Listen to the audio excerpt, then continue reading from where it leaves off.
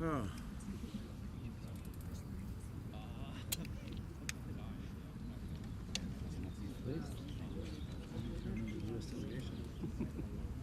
Check my credentials. We can do this all day. Huh? But the good news is we're going to be delayed like 3 hours. Yeah, so it'll be a catered lunch. Yeah, exactly right. Which is remarkable. Yes, that's totally true. That's excellent. It was good. It went well. It was, Right. yeah, it was laid out a mostly process stuff, but we're determined and a lot of work. Here momentarily, awaiting remarks from President Obama again on violent protest in Baltimore. You're watching live streaming coverage on Fox 5 Live. Stay with us. We anticipate the stream starting in just a few moments. Get away from the literally noise phase. Every time there's like a 5% chance, right? They're like, bring it in. Then we'll have more noise. But at least we'll have a product. No, I mean in general. Fight something.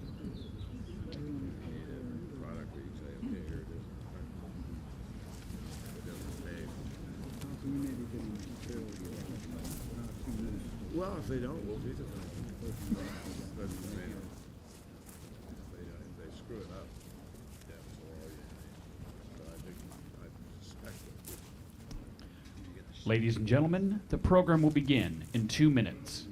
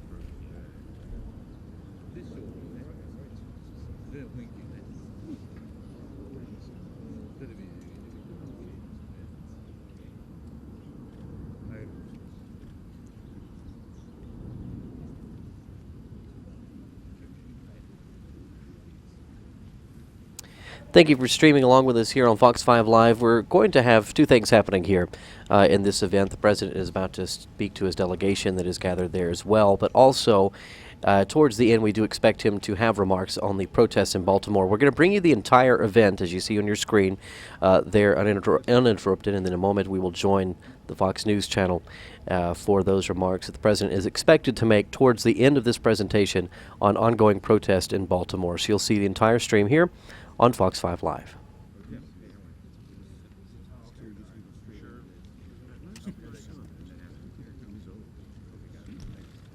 Ladies and gentlemen, the President of the United States and the Prime Minister of Japan.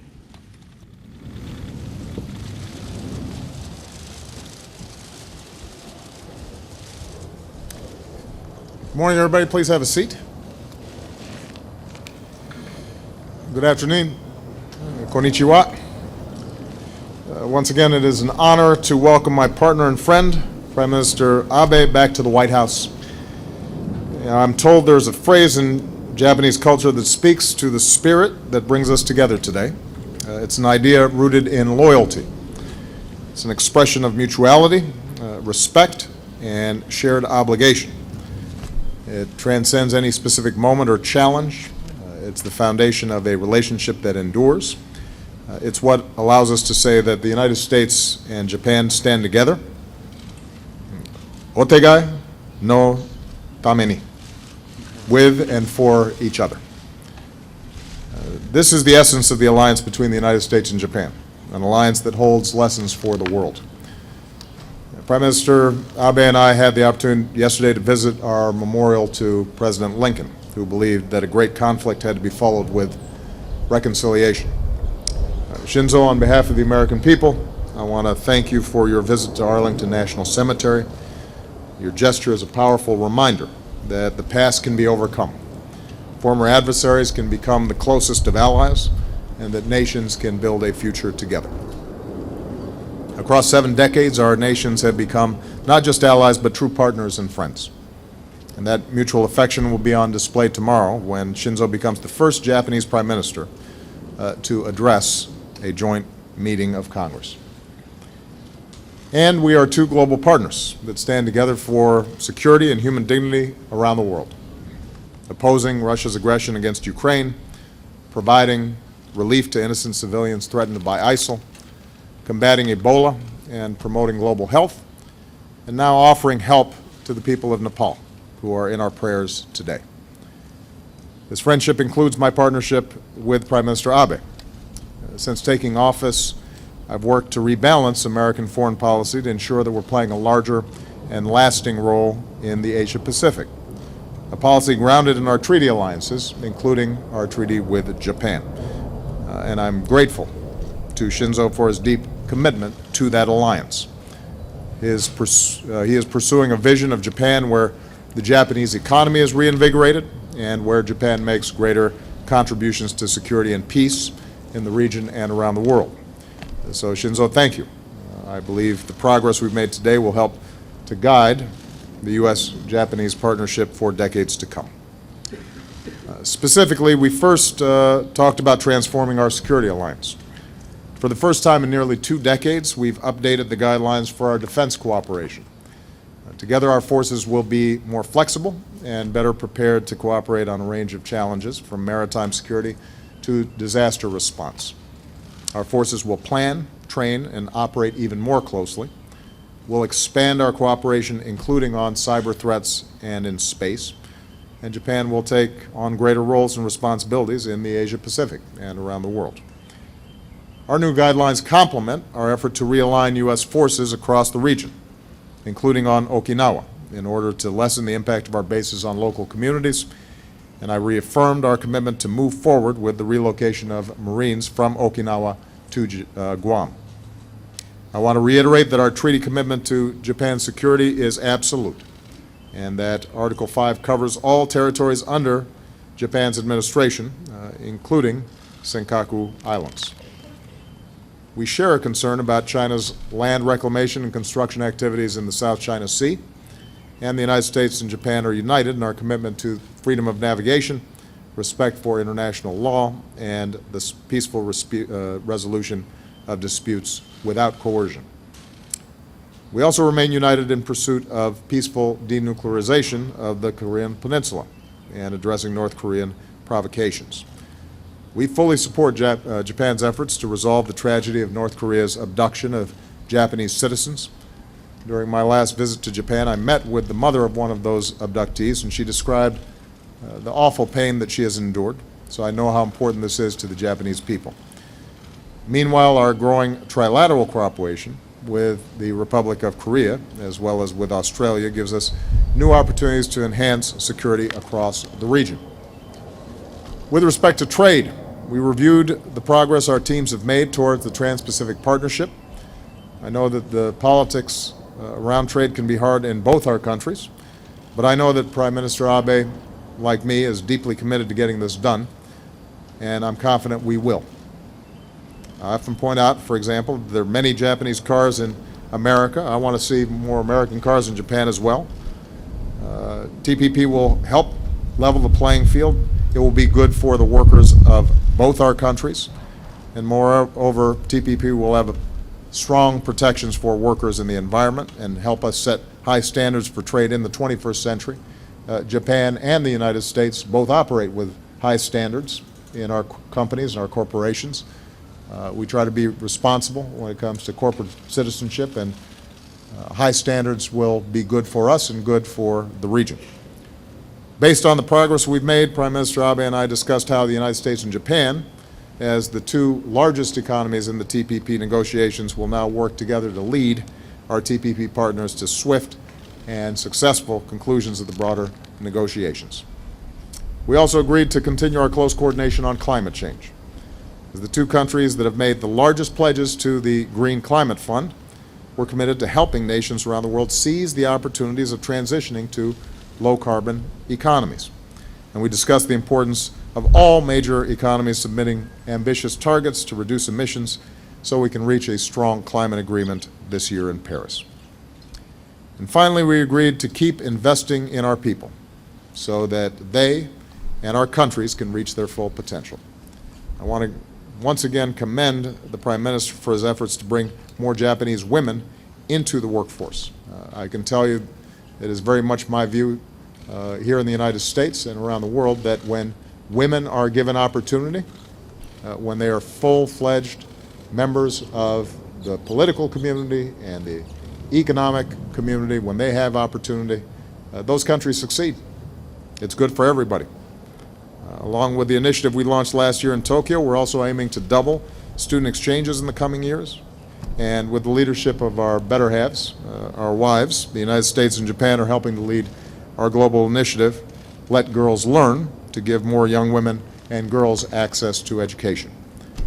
So these are just some examples of what it means to be true global partners. And I'm confident that with the steps that we've taken today, our alliance will play an even greater role in upholding security, prosperity, and human dignity, not just in the Asia-Pacific, but around the world. So, Prime Minister Abe, arigato gozaimasu. Mr. Prime Minister.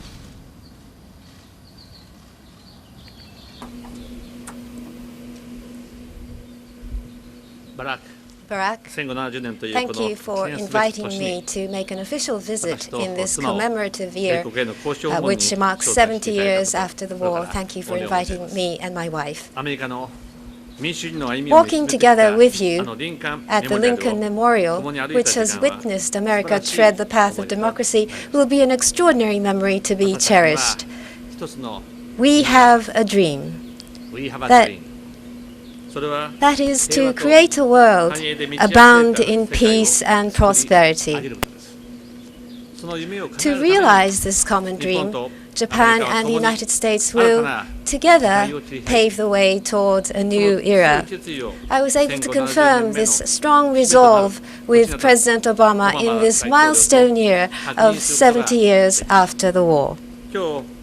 Today, we turned a new page in the history of the U.S.-Japan alliance, which exceeds half a century. That is, this is a Japan-U.S. alliance within the context of the world. Japan and the United States are partners who share basic values such as freedom, democracy, and basic human rights and the rule of law. The U.S.-Japan alliance, characterized by the firmness of its bond, is now indispensable to the peace and stability of not only the Asia-Pacific, but to the world. We are united in our resoluteness in opposing unilateral attempts to change the status quo in whatever form. Any dispute should be resolved peacefully based on international law and not through coercion or intimidation. Japan welcomes the United States policy of rebalancing, which emphasizes the Asia-Pacific, and President Obama has expressed his support for Japan's principle of proactive contribution to peace. Through coordination of these two policies, the deterrence of our alliance will no doubt be further strengthened. Against this backdrop, we have reaffirmed our resolve to steadily move forward with the realignment of the U.S. forces in Japan. The dangers arising from the Futenma Air Station being surrounded by housing and schools should be eliminated by relocation to Henoko as soon as possible. We will move forward with mitigating the impact of the base in Okinawa, founded on a strong relationship of trust between Japan and the United States. It is prosperity that brings peace. This belief makes us eager to see the early conclusion of the TPP. On the bilateral outstanding issues, we welcome the fact that significant progress was made. We will continue to cooperate to lead the TPP talks through its last phase. We've confirmed that we would work together for the early and successful conclusion of the talks. In addition, with regard to the situation in East Asia, abduction by North Korea, nuclear missile issues, the situation in the Ukraine, the nuclear issue in Iran, and the threat of terrorism. Furthermore, climate change, infectious and communicable diseases, the UN Security Council reform, the world has a multitude of issues facing it. And on these all sorts of issues, we have had a frank and candid exchange of views, and we agreed that we would cooperate. When it comes to the future of Japan and the United States, there are infinite possibilities. Energy, infrastructure, science and technology, space, and in addition to this, the empowerment of women. We agree, that is between President Obama and myself, that we would cooperate and move forward in making investments for the future. I would like to express my due heartfelt respect once again to President Obama and the citizens of the United States who have committed to take on the multitude of challenges of this world, and for the unstinting efforts that you are making for the benefit of the peoples of the world. Yesterday, I visited the JFK Library in Boston. On television, I saw President Kennedy deliver his inauguration speech. It deeply resonated with me, and it still has a lingering effect. I recall the following quote: "My fellow citizens of the world, ask not what America will do for you, but what together we can do for the freedom of mankind." Now,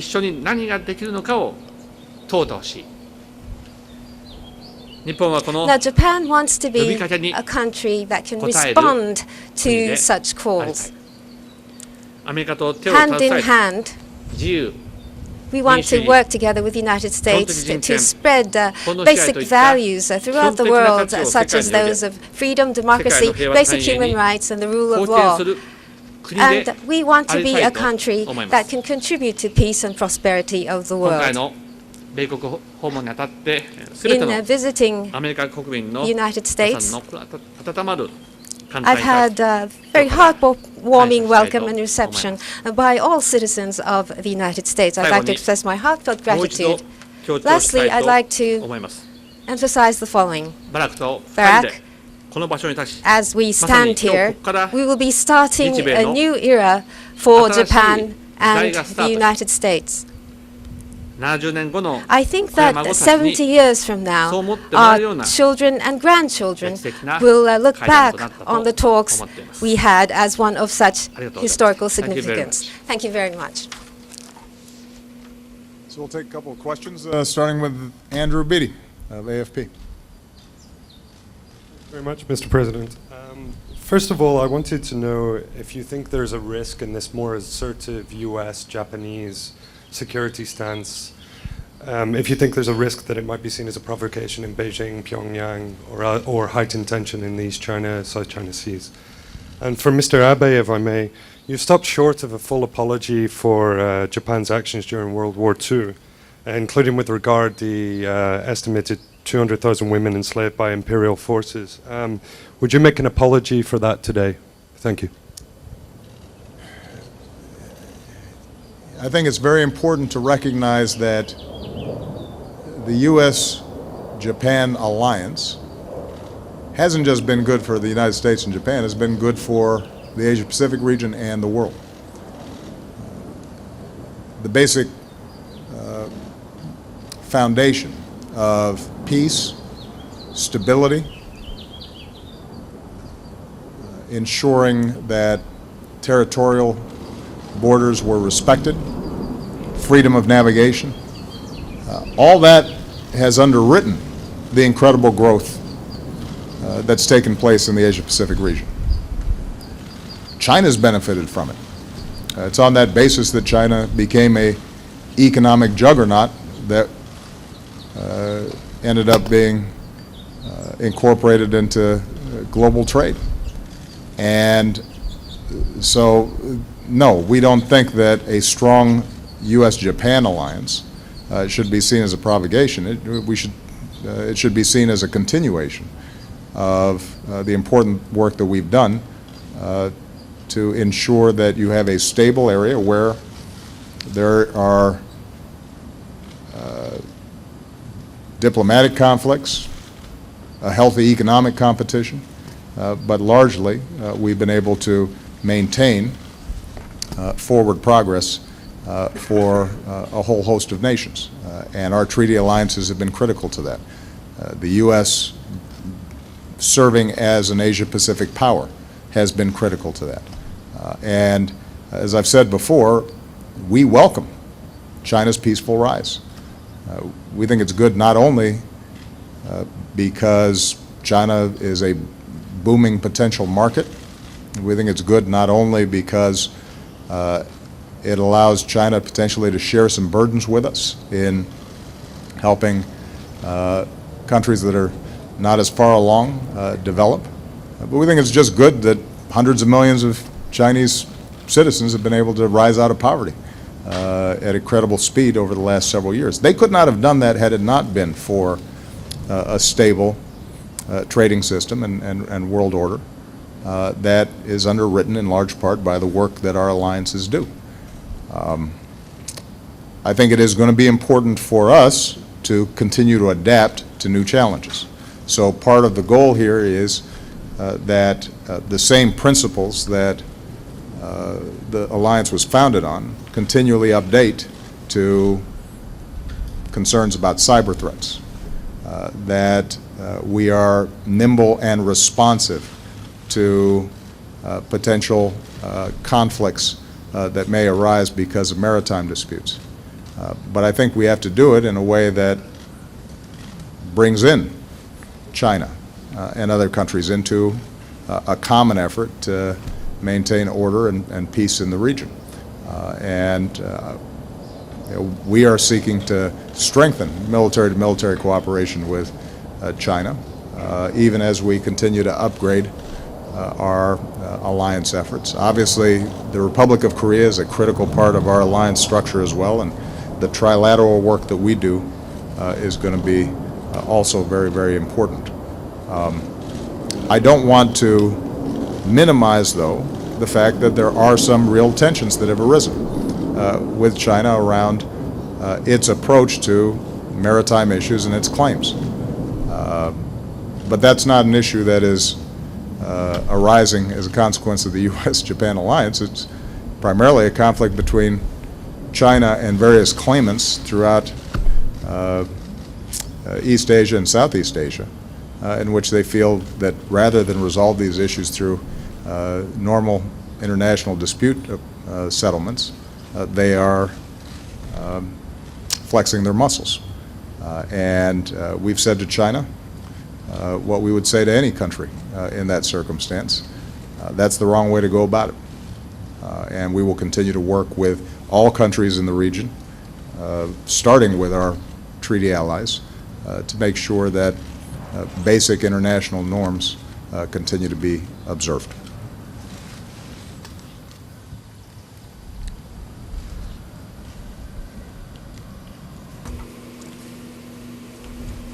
On the issue of comfort women, I am deeply pained to think about the comfort women who experienced immeasurable pain and suffering as a result of victimization due to human trafficking.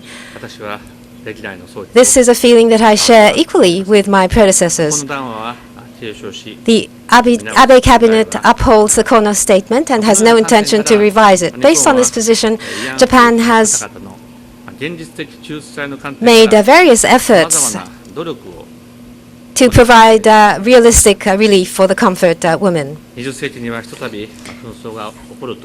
Throughout the history of the 20th century, women's dignity and basic human rights had often been infringed upon during wars. We intend to make the 21st century a world with no human rights violations against women. I promised at the General Assembly of the United Nations last year that Japan would stand at the fore and lead the international community in eliminating sexual violence during conflicts. For an international framework, including the UN Women, Japan provided approximately $12 million in 2014 and decided that it would provide approximately $22 million in 2015. In any case, the 21st century should be an age where women's rights is never infringed upon, and that is our strong resolve.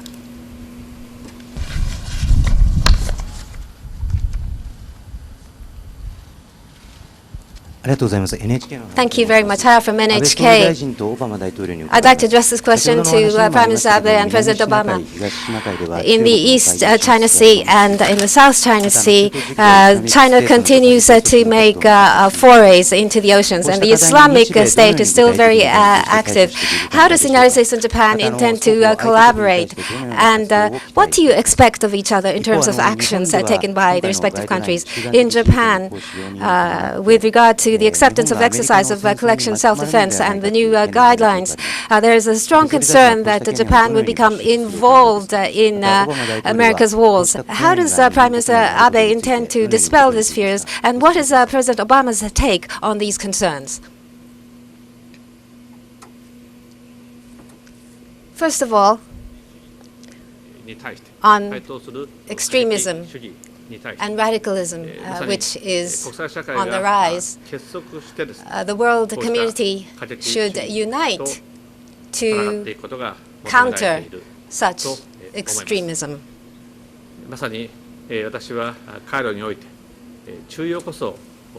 Moderation is the best method, is the speech I delivered in Cairo.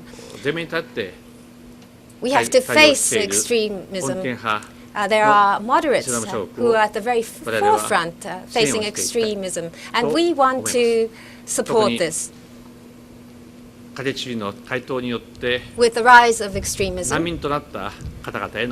there are refugees, and support to these refugees, and also through the influx of refugees, there are countries who are faced with difficulties. To these countries, it's important that we provide support appropriately. And to the moderate countries, we need to tell them that they are not alone, they are not isolated. In the international society, the moderate countries should be supported, and we need to express that at all times. I believe that is important. In the Middle East, there are people who are living there. Improving the welfare and livelihood of these peoples are areas in which we'd like to make efforts. From such a standpoint, the United States and Japan would like to cooperate to respond to the challenges. Another point, the guideline, the defense guidelines, and with regard to the security legislation, that we may be involved, get caught up in wars. People tend to label this in some cases. It's very unfortunate. Labeling activities of this kind is not the first time it has occurred. In 1960, when we revised the security treaty, some people said that we would be involved in wars of the United States. 批判の中心的な And that 考 was えであっ the たと core 言っても of いい the と思います。 criticism which was しかし、 aired あれ then. から55年が It's been 経って、 55この years 批判 since は then. 全く This の間違いであった criticism ことが has been す proved でに totally もう明らかに wrong, なって and こ that の間 is 違いは very 歴史 clear が証 and 明をし evident. ていると思います。 History has あの proved 時の this. 私たちの選択、 Our 安保条約 choice を made at the 改 time 定する。 to そ revise し the て、も security し treaty, 日本が侵略を受けた際には and in case Japan 日米で suffers from aggression 共同で between Japan 対峙する。 and the United States, 同時に we would respond through 極東 cooperation. における And in the 安 Far 全を East, 維持をするために to 日 maintain 本の施 security, 設を活用して Japan's 米国が facilities 米 would 軍が be 活動する。 leveraged, and そのこ U.S. とによってこうしたことによって military would leverage these 日本の facilities to conduct 安全は activities. 守られ Through such activities, 日本の Japan's 戦後の safety 繁栄が would be あり、かつ was protected, アジア太 and 平洋地域の prosperity 平和安定 happened, が守られて and そうした機 safety 能 in を Asia and さら and に the 強 Asia 化してい Pacific く has こと、 been maintained. それが今 To 度の further strengthen 新 this しい trend ガイドラインであり、 is provided そして for through the 切れ new 目のない対応を guidelines, 可能にしていく and ことによって seamless より response 抑止力を is 高 made めて possible, and by so 日米の doing, the 同盟 deterrence would be enhanced. をより Japan 効率 US 的、機能的にしていくことによって alliance would be more 抑止力 efficient と and more 対応力を functional. 高めていくこと Deterrence は and response 結果として capabilities would be 日本の heightened 平和 as a と result, 安定、そして地 and 域 this の would lead 平和と to 安定に資することは peace 間違いない。 and prosperity of Japan 私はこう and 確信をしてい regional ます。 peace and prosperity as well. This is my firm この法制 conviction 整備において、国会において、国民の皆様にこのことを streamlining 丁寧に of 説明してい the きた laws. いと I should like 思 to います。 explain to the citizens and the parliament in a detailed fashion. Ultimately, the people of Japan and their elected representatives will be making decisions about how best to approach their defense. But I think it's important to note, as Prime Minister Abe said, that we have seen over multiple decades now that Japan is a peace-loving country, having absorbed some very difficult lessons from the past. Japan does not engage in aggression on the international stage or in its region, and that the alliance that has been built with the United States is principally one that seeks to defend our countries from potential attack or aggression.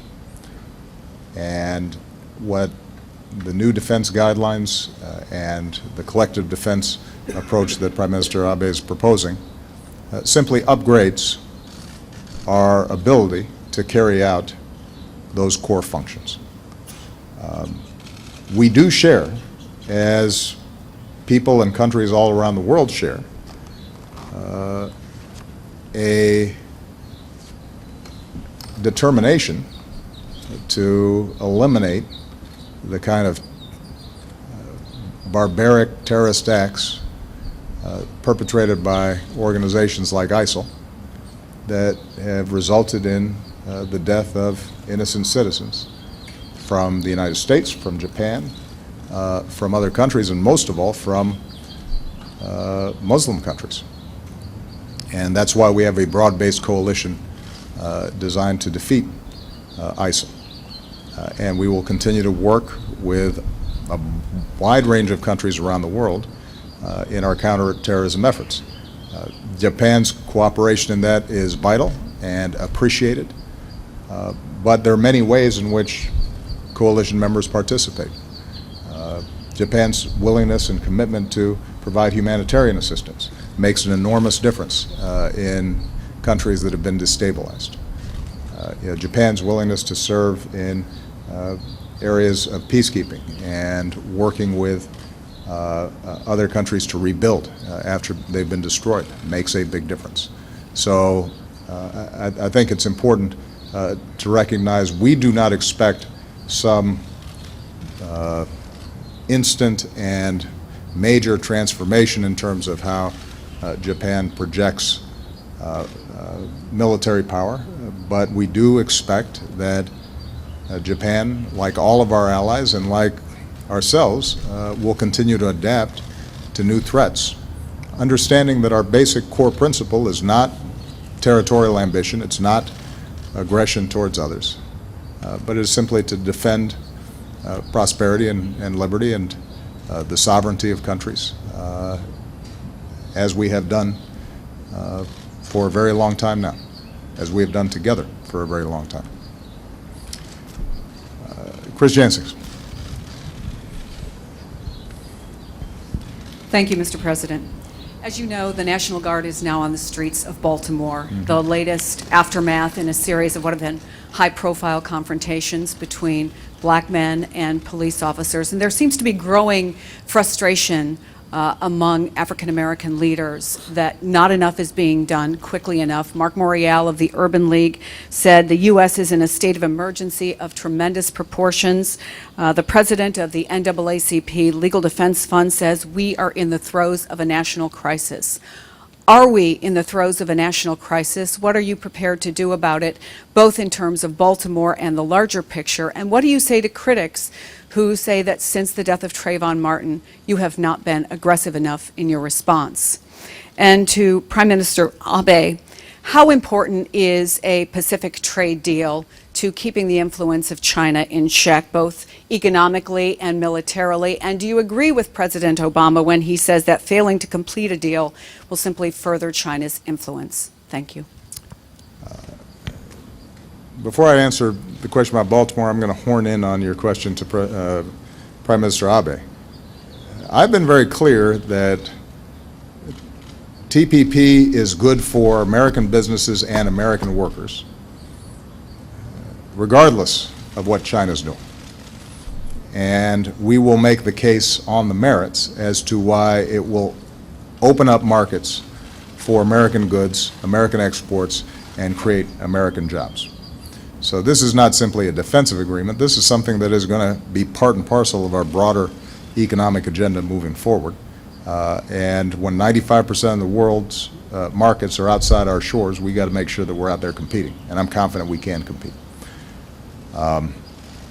With respect to Baltimore, let me make a couple of points. First, obviously our thoughts continue to be with the family of Freddie Gray. Understandably, they want answers. And DOJ has opened an investigation. It is working with local law enforcement to find out exactly what happened, and I think there should be full transparency and accountability. Second, my thoughts are with the police officers who were injured in last night's disturbances. It underscores that that's a tough job, and we have to keep that in mind. And my hope is that they can heal and get back to work as soon as possible. Point number 3, there's no excuse for the kind of violence that we saw yesterday. It is counterproductive. When individuals get crowbars and start prying open doors to loot, they're not protesting. They're not making a statement. They're stealing. When they burn down a building, they're committing arson. And they're destroying and undermining businesses and opportunities in their own communities that rob jobs and opportunity from people in that area. So it is entirely appropriate that the mayor of Baltimore, who I spoke to yesterday, and the governor, who I spoke to yesterday, work to stop that kind of senseless violence and destruction. That is not a protest. That is not a statement. It's people, a handful of people taking advantage of a situation for their own purposes, and they need to be treated as criminals. Point number 4, the violence that happened yesterday distracted from the fact that you had seen multiple days of peaceful protests that were focused on entirely legitimate concerns of these communities in Baltimore. led by clergy and community leaders, and they were constructive and they were thoughtful, and frankly didn't get that much attention.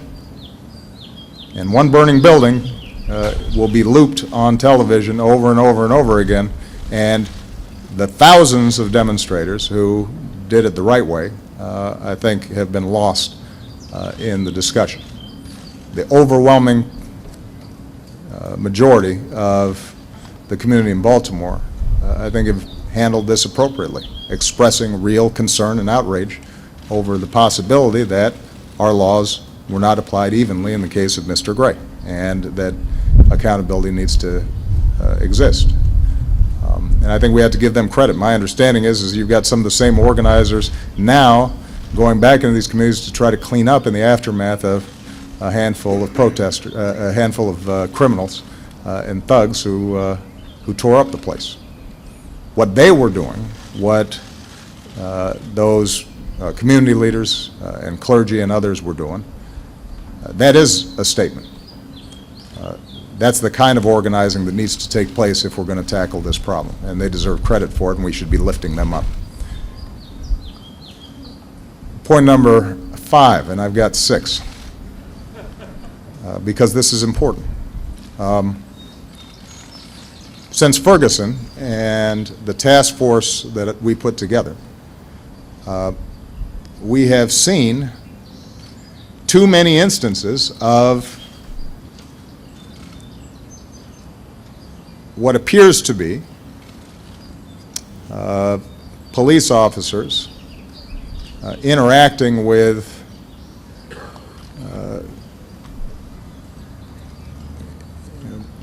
individuals, primarily African American, often poor, in ways that raise troubling questions. And it comes up, it seems like, once a week now, or once every couple of weeks. And so I think it's pretty understandable why the leaders of civil rights organizations, but more importantly moms and dads across the country, might start saying this is a crisis. What I'd say is this has been a slow rolling crisis. This has been going on for a long time. This is not new, and we shouldn't pretend that it's new. The good news is that perhaps there's some newfound awareness because of social media and video cameras and so forth that there are problems and challenges when it comes to how policing and our laws are applied in certain communities, and we have to pay attention to it and respond. What's also good news is the task force that was made up of law enforcement and community activists that we brought together here in the White House have come up with very constructive, concrete proposals that, if adopted by local communities and by states and by counties, by law enforcement generally, would make a difference.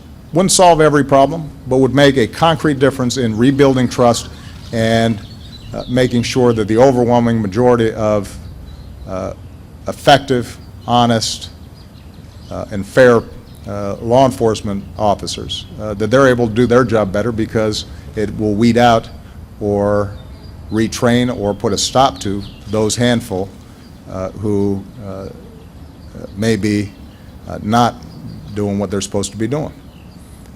Now, the challenge for us as the federal government is that we don't run these police forces. I can't federalize every police force in the country and force them to retrain, but what I can do is to start working with them collaboratively so that they can begin this process of change themselves. And we, coming out of the task force that we put together, we're now working with local communities. Department of Justice has just announced a grant program for those jurisdictions that want to purchase body cameras. We are going to be issuing grants for those jurisdictions that are prepared to start trying to implement some of the new training and data collection and other things that can make a difference. And we're going to keep on working with those local jurisdictions so that they can begin to make the changes that are necessary. I think it's going to be important for organizations like the Fraternal Order Police and other police unions and organizations to acknowledge that this is not good for police. We have to own up to the fact that occasionally there are going to be problems here, just as there are in every other occupation. There are some bad politicians who are corrupt. There are folks in the business community or on Wall Street who don't do the right thing. Well, there's some police who aren't doing the right thing. And rather than close ranks, what we've seen is a number of thoughtful police chiefs and commissioners and others recognize they got to get their arms around this thing and work together with the community to solve the problem. And we're committed to facilitating that process. So the heads of our COPS agency that helps with community policing, they're already out in Baltimore. Our head assistant attorney general for the Civil Rights Division is already out in Baltimore. But we're going to be working systematically with every city and jurisdiction around the country to try to help them implement some solutions that we know work. And I'll make my final point. I'm sorry, Mr. Prime Minister, but this is a pretty important issue for us. We can't just leave this to the police.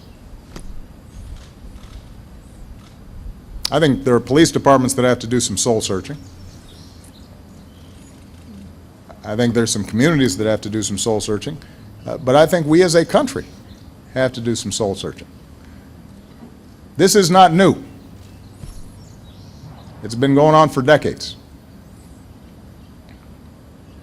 And without making any excuses for criminal activities that take place in these communities, what we also know is that if you have impoverished communities that have been stripped away of opportunity, where children are born into abject poverty, they've got parents often because of substance abuse problems or incarceration or lack of education themselves can't do right by their kids. If it's more likely that those kids end up in jail or dead than that they go to college.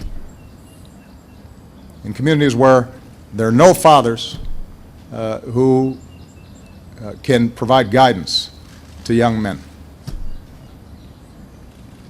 Communities where there's no investment and manufacturing's been stripped away.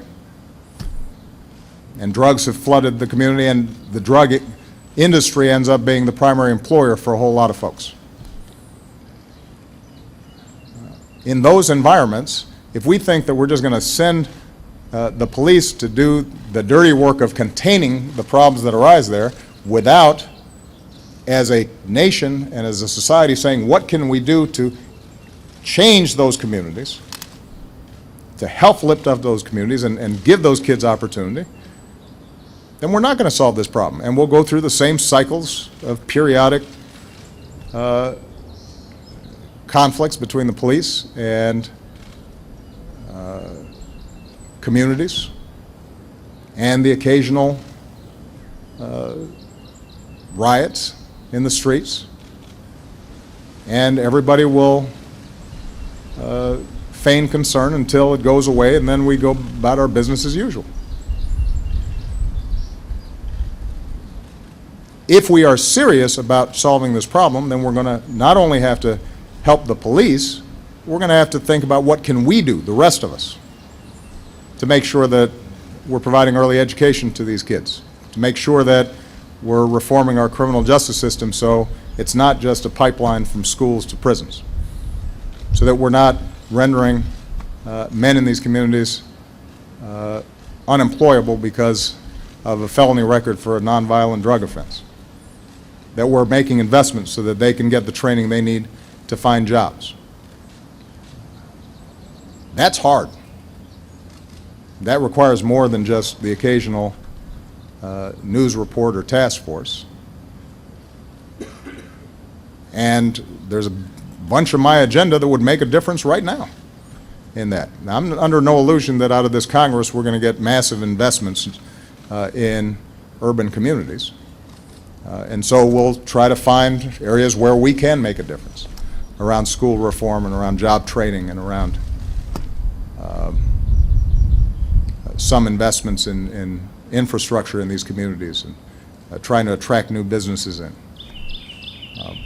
But if we really want to solve the problem, if our society really wanted to solve the problem, we could. It's just it would require everybody saying this is important, this is significant.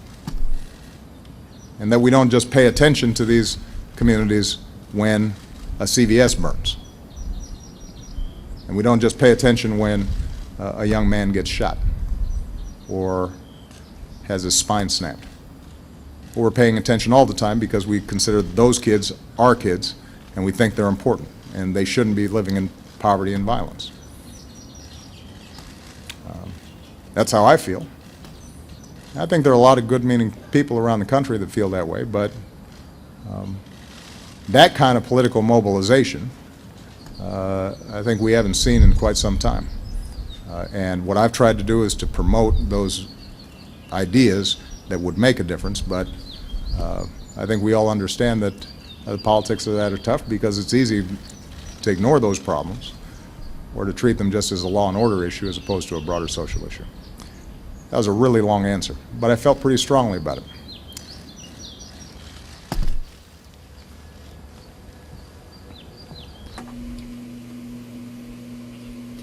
First of all, on TPP.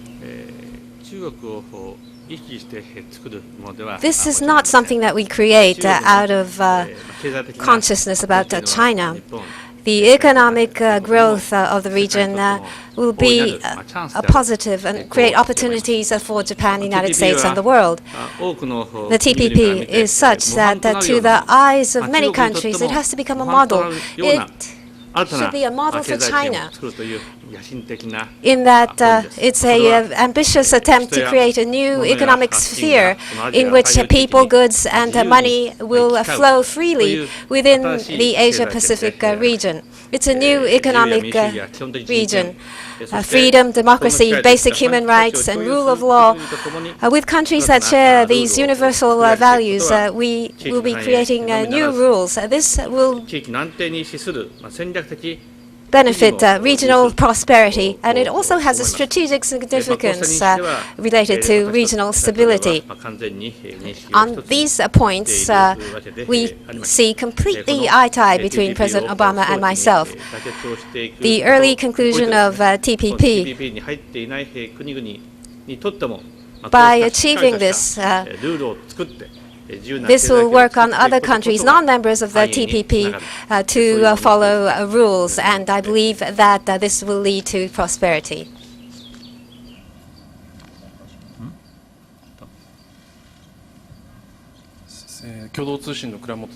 Kuramoto from Kyodo Press. My question is addressed to Prime Minister Abe as well as President Obama. In relation to the answer that has been given, China is working toward the establishment of the AIIB, and it intends to enhance its influence in the international economy and finance.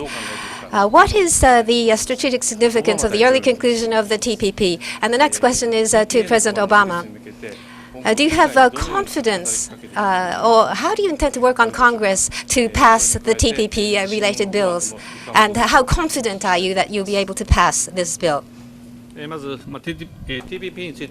the TPP, as I mentioned in my answer previously, in the Asia-Pacific region, this is a region where growth is very prominent. And in such a region, for people and goods and money under proper rules to flow freely, without a doubt, will make affluent the countries participating in the TPP in the Asia-Pacific. And the people in the countries will be able to lead affluent lives. I believe this will feed into this. So for this purpose as well, as soon as possible, with the general public's understanding toward early conclusion of the TPP, we'd like to make efforts. And in this context, Japan and the United States, or with President Barack Obama and myself, we want to exert leadership to bring about an early conclusion of the TPP. Furthermore, on the AIIB, in Asia, there's a tremendous demand for infrastructure, and the financial system to respond to this is very important. On this recognition, we see eye to eye between China and myself, and I think this is a point on which we see eye to eye between many countries. For Japan to participate in the AIIB is a decision that which we have not taken yet. But to create such an enormous financial institution, and since this will have an enormous impact on Asian countries, a fair governance is necessary of the institution. In particular, the board to review individual projects and to approve of this is indispensable. And debt sustainability and the environment and society and the impact of this should be considered. We need to secure this. It's not only about the lenders, but the borrowing nations. For example, various infrastructure projects may not be sustainable. It may have too much of a burden on the environment. If this is the case, this will be a very negative, bring negative results for the citizens living in the countries. It will prove to be a burden. And so, in that sense, a proper review as to whether lending the money to a country will be of benefit to the country, a rigorous review is very important. So, from such a standpoint, the 2 points to be secured, I believe, is very important. So, from such a standpoint, Japan and the United States should cooperate, and we need to continue dialogue with China, and it is my intention to do so. Let me agree with Prime Minister Abe when it comes to the Asia Infrastructure Bank proposal that's been made by China. Asia needs infrastructure. There are a lot of countries that have difficulty financing infrastructure, but if they got that infrastructure put in place and developed, they can grow much more rapidly, and that's good for everybody. It's good for that country. It's good for the world economy. It's good for us. We want more markets to be able to get our goods in and sell our services that are some of the best in the world. And China's got a lot of money. It's been running a big surplus for quite some time. So to the extent that China wants to put capital into development projects around the region, that's a positive. That's a good thing. So let me be very clear and dispel this notion that we were opposed or are opposed to other countries participating in the Asia Infrastructure Bank. That is simply not true. It sprung up out of one story after the Brits decided that they were going to join up, and then folks have just been running with it. And there have been all these editorials subsequently based on these reports, not from any official position of the United States government, but from a series of behind-the-scenes quotes. What we have said, and what we said to all the other countries involved, is exactly what Prime Minister Abe said, which is, if we're going to have a multilateral lending institution, then you have to have some guidelines by which it's going to operate. That's how the World Bank operates. That's how the IMF operates. There may be weighted votes in terms of who's the biggest contributor, but you've got to have some transparency in terms of how the thing is going to operate, because if not, a number of things can happen. Number one, money could end up flowing that is misused or doesn't have high accounting standards, and we don't know what happens to money that is going into projects. as Prime Minister Abe said, the projects themselves may not be well designed. They may be very good for the leaders of some countries and contractors, but may not be good for the actual people who live there.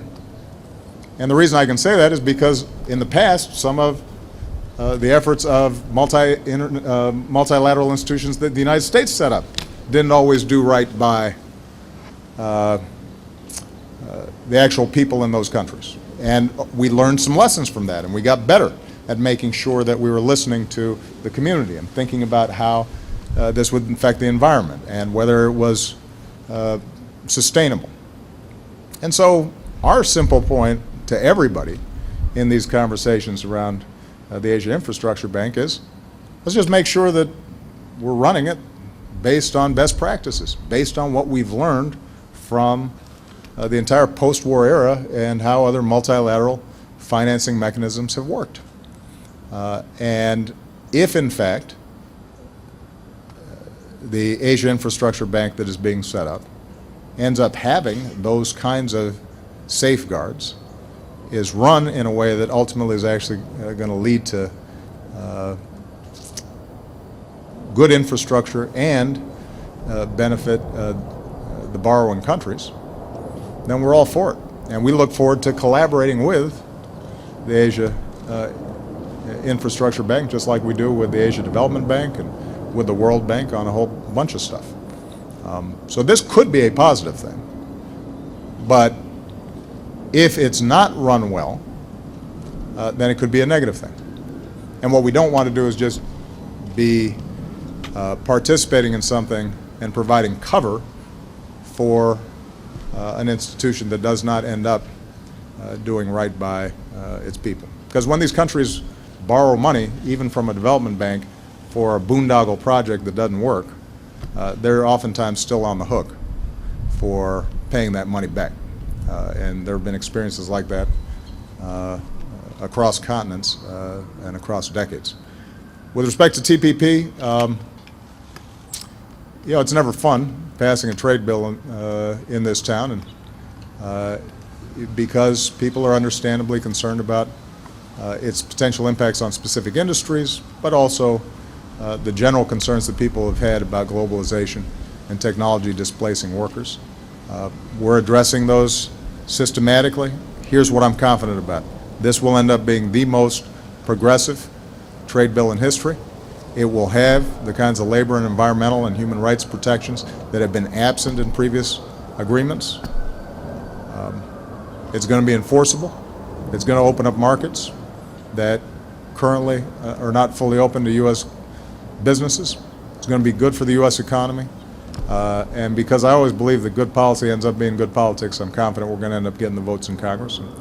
And Congress, by the way, will have a lot of time to review it when and if it's actually completed. So this whole notion that it's all secret, they're going to have 60 days before I even sign it to look at the text, and then a number of months after that before they have to take a final vote.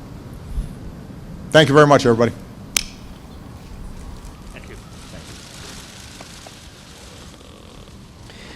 Our coverage continues now on Fox 5 Live. We're going to take you in the air over Baltimore now. These are live aerials out of the Baltimore area downtown where they're surveying damage on one side, and we can still see protests continuing there in the streets of Baltimore. You see police in riot gear there to the left of your screen. Again, these are aerials coming to us from WBZ, live on Fox 5 Live.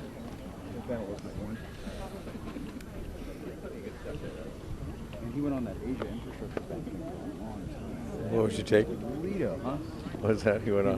He went on for a long time about the. I was like, wow, that's a lot. Like Six. Talk about that.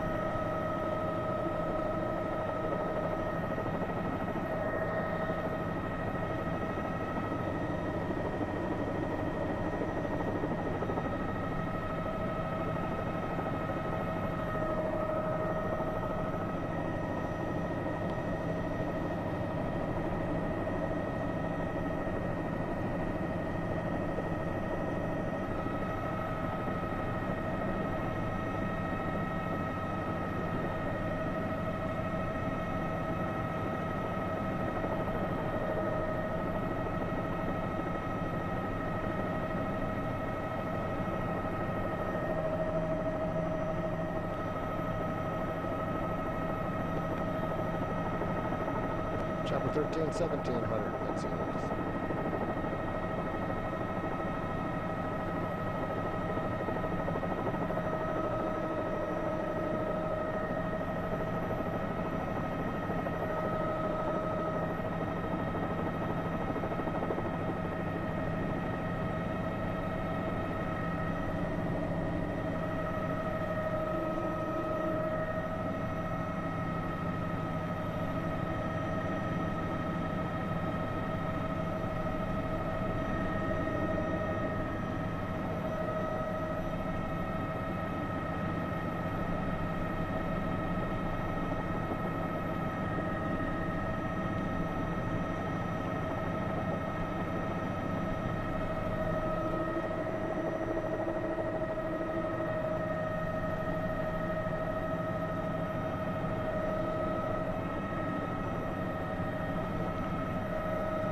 Mitch, as soon as we're done with this hit, we got to go get fuel.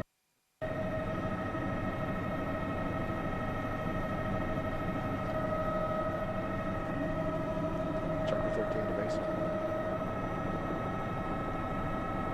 As soon as we do this hit here, we're heading to the pier. We're going to get fuel.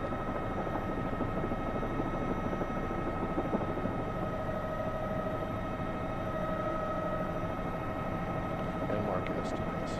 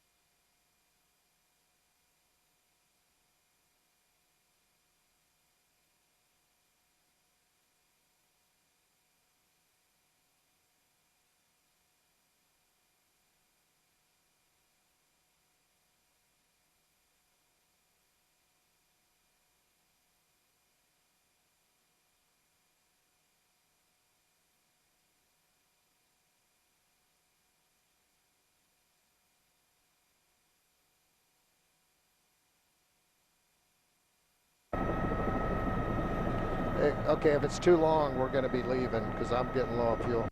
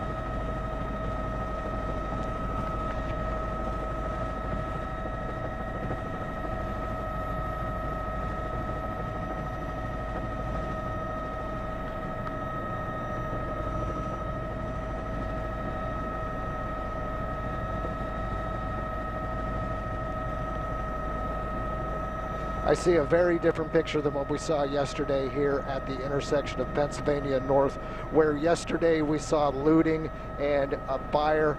Today we see dancing through the crowd. There's only been one arrest, and that was quite some time ago. Although this crowd has gotten a little bit smaller, there's still over 100 people here, and they're dancing. We saw some people break dancing. Now, this is the same location that Rick Ritter is at right now.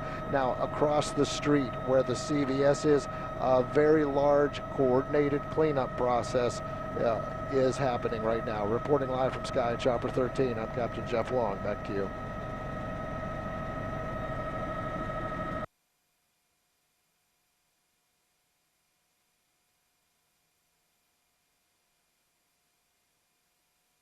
Okay, go get Phil. Baltimore traffic, Chopper 13 is 1900 leaving Pennsylvania North, heading to the pier.